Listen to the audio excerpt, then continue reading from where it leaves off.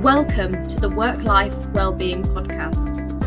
Digital financial advisor Open Money launched their low-cost employee benefit solution, WorkLife, to help employers put their employees first by enabling them to offer financial advice, tools, and support through the workplace. Not stopping there, WorkLife by Open Money expanded their offering to include a broad range of benefits to support their employees' overall well-being that might usually be out of reach for many businesses. My name's Leah Heath, and I'm your host for this podcast. Over this 6-part series, I am going to be joined by special guests to discuss all areas of well-being. Today, we're discussing physical well-being.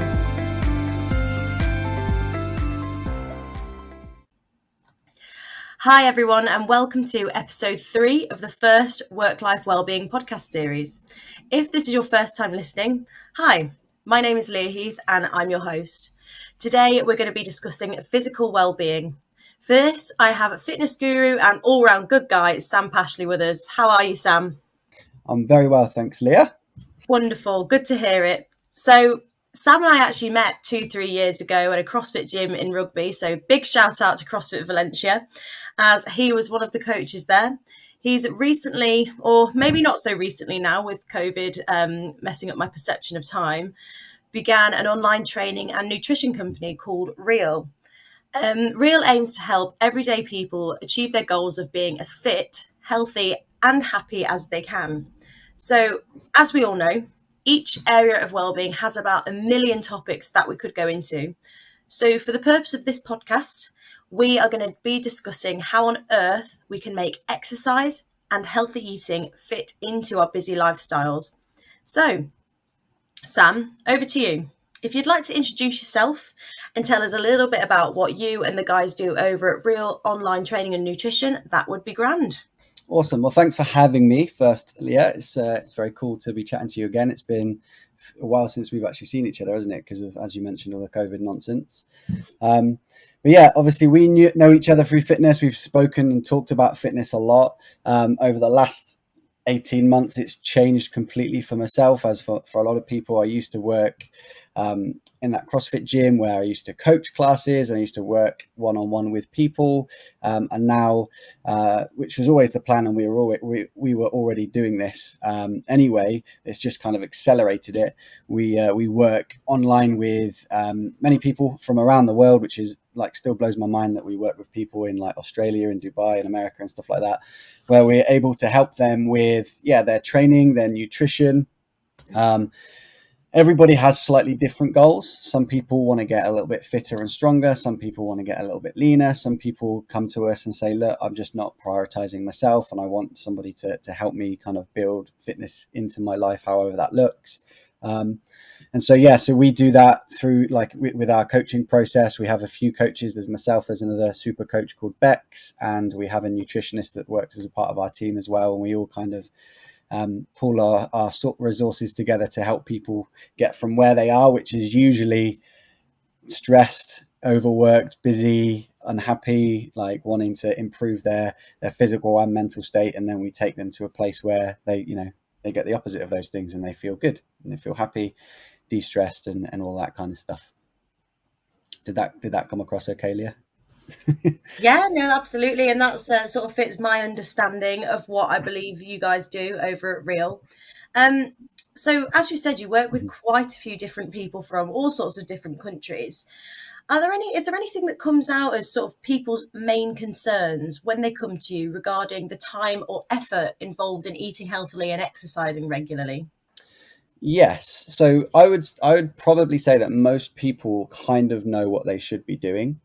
You know, if I was to interview, 100 people and ask them how they could make their lives a little bit healthier, most people would tell me that they need to, eat a few more vegetables, possibly eat a little bit less of the amazing tasting stuff. They'd probably need to exercise and move their body more. And so most people kind of know what they're doing, but they're not doing it for whatever reason, because like we've mentioned, because they might be busy, because they have other priorities. They might have kids, families, social responsibilities, lots of things. And it seems these days that people are just, balancing so many things. It becomes a what's the word, like a clash, where there are lots of things are competing for your time. And so one of the things that we always like to do is to make sure that, first of all, the person understands what's involved, because it has to be of high value, right? We know everybody gets the same amount of time in a day, in a week, whatever.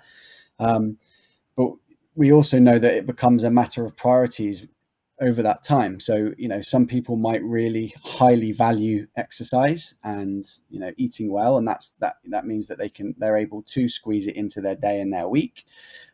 Some people might like the idea of it and think it's a kind of a good idea, but they actually value time with their kids a little bit more, or time at work a little bit more. So first of all, it's always about having a conversation with somebody and saying, look, you actually have to value this thing and actually tap into their kind of emotional drivers behind it. Because on the outskirts of it, and the surface level, I guess, it can almost seem quite shallow, a lot of kind of fitness stuff, right? If people want to lose weight or tone up or just get a bit healthier or just get a bit fitter, that's not kind of that inspiring or impactful. So what really helps is to kind of dig underneath that a little bit and go, okay, well, why do you want to lose weight and tone up a little bit? And oftentimes it's to help build that person's self-confidence, so they can, I don't know, go for that job that they've always wanted to go for, or speak to the opposite sex, or basically do something that they feel good about themselves for, and progress in life. It could be to get fitter and stronger, to run after their kids and to stay healthy for as long as possible, for example. So ultimately what we do initially is always have a bit of a conversation and ask people why it's important to them, so we can dig and tap into that emotional driver behind the goal to help them value it more. Does that make sense? Yeah, no, it does. I mean, I guess as we talk about health and fitness and physical fitness, like you say, it can be quite shallow in a sense. But if you're tapping into the reasons behind people wanting to tone up, gain muscle, it ultimately does come down to confidence a lot of the time. And like you said, it's confidence to do many, many different things, whether that's confidence to be able to take your children to the park and not feel out of breath, or anything like that. So I guess it comes more from, it's more than just the physical. Um, so what do you think in Mhm. terms of eating healthily and exercising regularly? How do they fit in with one another? I mean, how important can one be without the other? Do they all create part of this lifestyle that you guys are trying to promote? Yeah, I mean, ultimately, when it comes down to improving whatever it is that somebody wants to improve, whether it is, again, just to reel a few of them off, let's say weight loss or toning up or getting stronger or being healthier and happier in their mind, if you're to improve any aspect of exercise or nutrition, it's gonna be a benefit, right? If you're somebody who's never done more than 30 minutes of exercise in a week, and then suddenly you go out for a 20-minute run one day, and then you go to the gym for 30 minutes to do a little bit of strength, and then you go and chase the kids around on the weekend, for example, already you've increased your exercise, and so you're going to see benefits in your health and fitness, possibly stress levels, probably your mindset, your mental health as well, because you're feeding your body goodness. And the same goes for nutrition. If you're somebody who's never taken any, never really thought about what you're putting into your body and how you're fueling yourself, and actually you might need to eat a bit, a few more fruits and vegetables, or you might need to increase your protein intake a little bit, or think about your fiber and your hydration and all this kind of stuff. If you've never really done that, and you've always just eaten and drank without really thinking about it, just by making a few tweaks, you can see a big change and a big difference, and can feel those benefits. So separately, already a really, really cool thing. But then when you put them together, it's a bit of a powerhouse, right? It's one of those things. You could also include things like rest and recovery in there, and have that as a bit of a trifecta of doom, where you're working your body, you're exercising, you're fueling your body right with good nutrition, and then you're making sure that you're resting, recovering, de-stressing, and all that kind of stuff. And you're creating an awesome environment for a healthier and happy life. But so, all together, pretty mega awesome stuff. But also at the start of anything, we don't want to give people too much to kind of focus on, if that makes sense. If you came to me Yeah. with, as somebody who was really, really busy and struggling to fit a load of stuff into your life, I wouldn't hand over a piece of paper that had 18 different things to focus on, because it, most likely not going to get done. So it's about slowly adding things into your day, into your week. So you're more likely to follow through and to then actually see change, because consistency of this stuff is most important, I guess. And I suppose, I mean, I didn't even think really about rest and recovery when I started speaking to you, but it does go without saying. And Mm. I suppose with what you're saying is you wouldn't give people an 18 long point list of how to improve their life.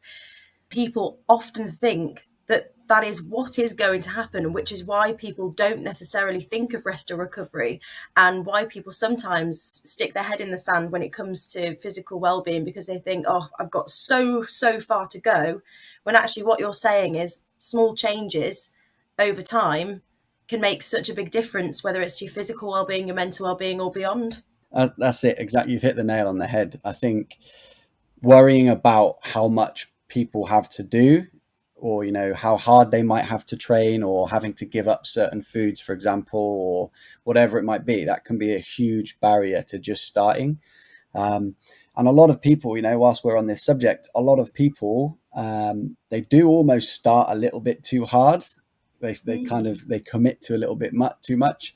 I always talk about it being, people think idealistically rather than realistically when it comes to this stuff. And you'll have seen it and you'll have experienced it, Leah, because obviously we've been in the same building for a while. But you usually get people, especially kind of around New Year's and stuff like this, when they're incredibly motivated, because that's the time of year that's obviously best to change for absolutely everybody. So people become incredibly motivated, and they're like, right, okay, I'm only going to exist on broccoli. I'm going to get up and run at 5 a.m. every single day. Then I'm going to do, strength sessions in the gym 4 times a week. Then I'm going to do, and they just keep layering this list up and up and up. And obviously they'll see crazy results in like a couple of weeks if they do something like that, because it's a pretty big lifestyle change. But it also becomes so far removed from their lifestyle that inevitably there's going to be some sort of slip up, or yeah, failure, we'll call it, along the way, which causes them to then get really frustrated, downhearted, and then to give up completely.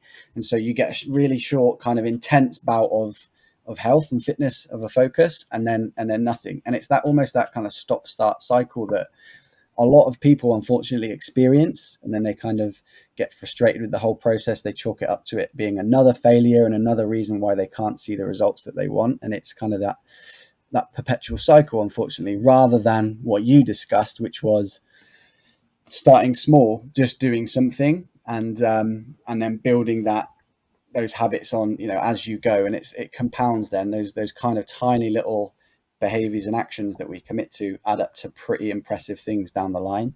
Quote that I really, really like, that I talk about a lot, is most people overestimate what they can do in a month, and they underestimate what they can do in a year. And I think I've heard it a few different versions of that, but it's so true, where most people are looking kind of short term and trying to get it done as fast as possible, rather than looking a year or even multiple years ahead in regards to what they can achieve. Yeah, I really like that quote actually. And I am very guilty actually of thinking too soon into the future, if you can even call a week or so into the future. I do the whole New Year's, I need to get doing this, I need to, as you say, exist on broccoli. So I do think even those of us who work in wellbeing and are aware of how superficial it can be, do get sadly taken into that trap. So it's good to know from a professional that actually you don't need to make all these big changes all at once, and actually it's probably going to be to your detriment if you do. But as you said, people can do too little, they can do too much at any one time. But say we're being, as you said, realistic. If people do manage to get that balance, what are the main benefits of exercising and eating well? Now, I know there's tons and tons, but on a very high level, what do you think are the best things that come out of it? I was actually having this conversation with one of my clients this morning, because she's reached a certain amount of time where she's been training with us for a good amount of time to see results now. and she's able to kind of step back and take a look at the bigger picture and go, actually, like how much different do I feel? And it, the really cool thing is the stuff that people don't necessarily come to us and say, right, this is why I want to change, for example. But they notice it down the line. So this person was talking about feeling stronger. She said that she's done a kind of fitness and kind of nutrition diets and fitness plans kind of before, that have got her to different stages, different weights, different shapes, different sizes. But at this point now, she feels at the strongest she's ever been. She feels really, really relaxed and in control about how things are going for her, and all in all, just in a really, really good place, which is exactly kind of what we want, right? We don't want people to feel stressed about things. We don't want people to feel just beaten up and bruised from their training. We want them to feel like they have energy and vitality, I guess. And I guess that's kind of what the main benefits would be for improving your exercise, your nutrition, your rest, recovery. It's that vitality, it's energy, having energy throughout your day. Being stronger is a huge thing. I don't think people can be too strong. I think it's basically just years in the bank. The stronger that you are, the more stuff that you can do. You can, again, run after your kids. You can rest. I've got two little boys. I'm constantly wrestling them, and a big part of why I train is to be able to just mess around with them for a long time. But we talked a little bit about things like self-confidence and stuff too. And, your appearance does change. I don't think it's a bad thing to talk about. Being proud of your appearance too. I know we talked about it being slightly surface level sometimes, but also there are big reasons underneath it for wanting to change that. And self-belief, self-confidence is a huge part of that. And I'm not, scared to talk about that and highlight that to a lot of the people that we work with. Being happier throughout the day as well. I'm sure you'll feel this way as well, Leah. But when I've trained, I feel so much happier. I mean, if I get grumpy now, my partner Sarah just tells me to go and train, which is great because I do. I've got a gym in my garage, so I'll just go lift some weight, and then I'm a nicer person for it. But yeah, there's so much, so many benefits from a health point. Libido, lessens your chance of kind of heart disease, body fat levels down, so less of a risk at kind of type 2 diabetes. In regards to health, there's so much that benefits us from an exercise and a nutrition standpoint. And it's not just the mental and physical benefits, it's a little bit of everything, really. Have I done a good job in selling it to you? Well, yeah, definitely. I mean, I absolutely agree with you. I mean, if I prefer to work out in the morning, I'm more of a morning workout person. And I just think when I've done that in the morning, I know that I've already achieved something during the day. However, I know that people don't always buy into that, and some people wait to the evening. Like, I train with rugby in the evening, and if I know I'm training at rugby because it's something I love, it's something that makes me feel better, mentally, physically. My friends are there. I'm excited all day. Going, oh, training with rugby tonight. So I think as well, if you really do find something that you love, I mean, you're not going to go and tell a marathon runner to go and start powerlifting, I imagine. So it's something that fits in with their lifestyle, that they enjoy, and you're looking forward to, rather than if somebody told me to be a certain way, to achieve your goals, you have got to run on a treadmill every day for an hour. That would just make me miserable. I wouldn't achieve my goals because I wouldn't be happy. And I think these are the things, as a trainer and as a nutritionist, you've got to sort of knit into people's lifestyles.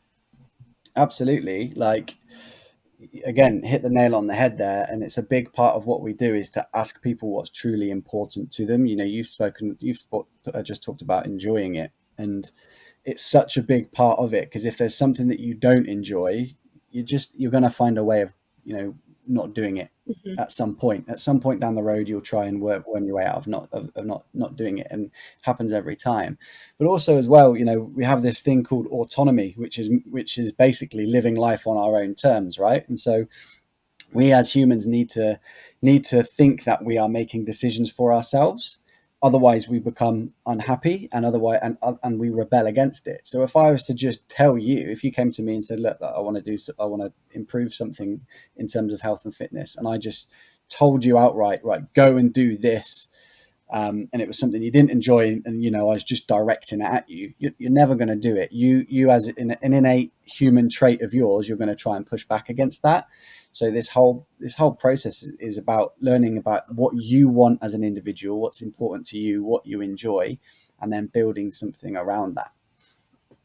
Yeah, exactly. And I suppose it comes down to nutrition and rest as well, all that sort of stuff. I mean, if you're going to do me a diet plan where it's Monday to Friday, very strict, and it's full of something like, I don't know, beetroot, and I really hate beetroot, I'm not going to eat beetroot. So, yeah, it makes a lot of sense, actually. I think what I particularly like about what you guys do at Real, and I know it's a bit cheesy using the name to describe everything, but it is for real people that go to work every day, people that don't necessarily have time for 3 gym sessions a day, people that aren't going to go to the Olympics. Mm-hmm. But what are the top tips that you give these people who might want to begin exercising but find it difficult between, work, children, and other commitments? Cool. So I think we've already touched on the, making sure it's important to them, first of all, and understanding a little bit about what they really, really want, tapping into that emotional driver. Because again, if it's not important, if you don't value it, it won't get done. There's so much there's so much stuff competing for our time. We'll always choose work or kids or anything over that. So you need to understand what's driving you and how that links to the important stuff. You also need to make things enjoyable. So again, if you were going to run on a treadmill for an hour every single day, you're going to try and get out of that at some point. So yeah, think about what you enjoy. If you're somebody who enjoys swimming, then go swim. If you're somebody who enjoys going for runs with friends, go and do that. If you're someone who enjoys playing rugby like you, Leah, that's a really good way of sneaking some exercise into your life, because it's more about playing the sport rather than having to drag yourself out for a run and stuff, right? Exercise doesn't have to look like going to the gym 5 times a week. It can be whatever you want. And so yeah, in my one of the kind of fitness principles we use is get used to doing something rather than nothing.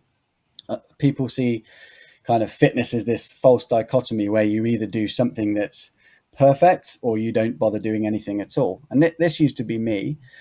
So when I used to work at a Globo gym, a local Globo gym, I used to work quite a lot of hours there. And so when it came to training myself, if I was short on time or I didn't have the energy to do like a perfect gym session, I just used to not bother, and I'd say, I'll do it again tomorrow.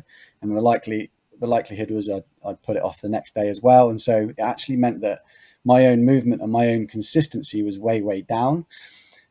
Whereas now what I try to do is try to practice, again, just doing something rather than nothing. So if I've only got 20 minutes to do something, I'll run around the block, or I will just go in and do a quick circuit of something in the gym. Or if I can't go for a run, I'll aim to get a 10-minute walk around the block in, or, whatever it might be. So I'm strengthening that commitment to myself, and I'm still getting something done.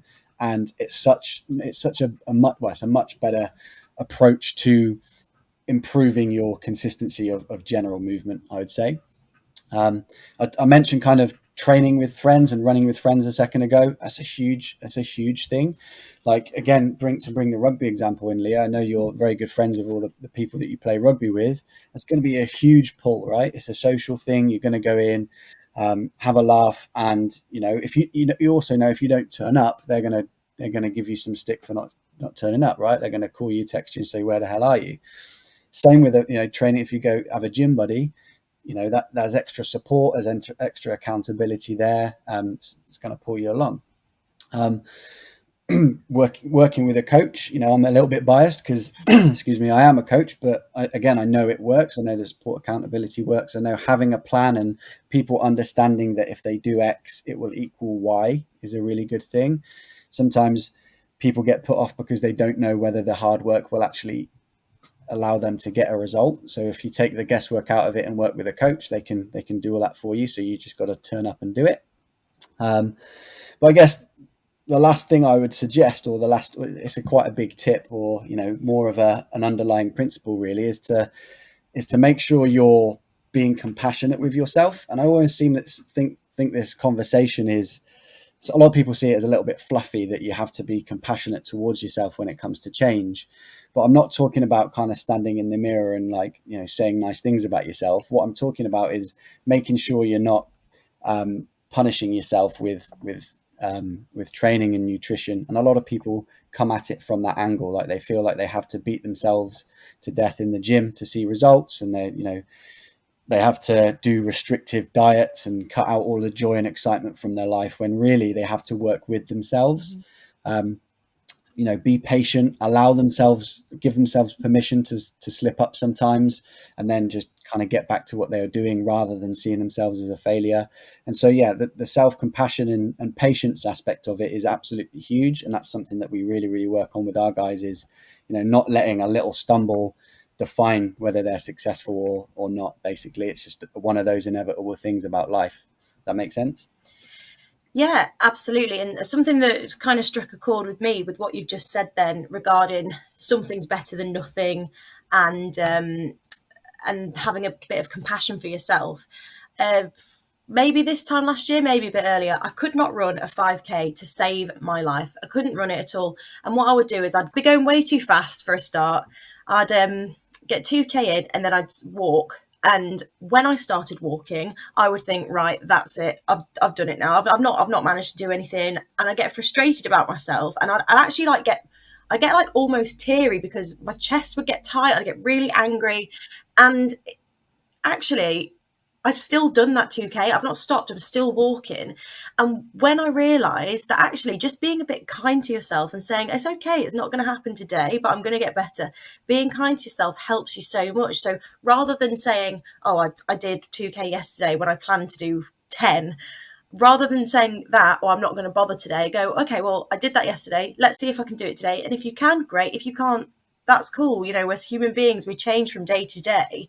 And something that we haven't actually discussed throughout today, but you have specifically told me beforehand, in terms of improving my workouts, you've just said, well, why don't you schedule some time in? Why don't you plan it? Because if you know on Friday, before work, you're going to go to the gym, and you've written that in your diary, you're more likely going to go and commit to that. And it's, again, just scheduling these self-care sessions, essentially, to make sure that you're taking the time that's going to be good for you and good for your own self-improvement. But I know a few people that have had life coaches, fitness coaches, all sorts of different things. But how would people get in contact with you if they wanted to find out more? I know you've got lots of people around the globe, but there's always the capacity to, expand. So how would people get in contact? So possibly through our Instagram. We're fairly active on Instagram. So could send over Instagram handles. We're at Real Online Training. Or personal Instagrams, or our website, which is the same, so realonlinetraining.co.uk. That's just started, basically, so we're looking to get more blog posts and information and kind of cool resources up there as soon as we can, really. You're interested in sort of working with workplaces as well, so in any sort of capacity, if you do want to get in contact with Real, I'm sure Sam will be more than happy to hear from you. Yeah, absolutely. Sounds good. Cool. Well, we've covered off a gigantic amount, and it seems like the time has just flown. But I'd just like to thank you, Sam, for coming on and using your expertise to help whoever's listening work out a bit about how they can fit exercise and nutrition into their busy lives. So I just want to say thank you very much, and hopefully we'll speak to you again soon. Thanks very much. Cheers for having me. So, from Sam's experience, we know that most people who approach him know what they should be doing, but for whatever explanation, they don't do it. One of the main reasons is that we have a lot of different things competing for our time. So to fit in a type of diet and exercise that will work for you, assess what is of high value to you, determine your emotional drivers, and that will improve your commitment to your physical well-being. Something important to remember is that people overestimate what they can do in a month and underestimate what they can do in a year. So don't put pressure on yourself to do too much, but if you implement small changes over time, this can make a huge difference. Remember, be kind to yourself. Doing something is better than doing nothing. Next week, we'll be chatting to a representative from Thrive, the NHS-approved mental wellbeing app. We will be talking to Sarah Singleton about all things mental wellbeing. See you then.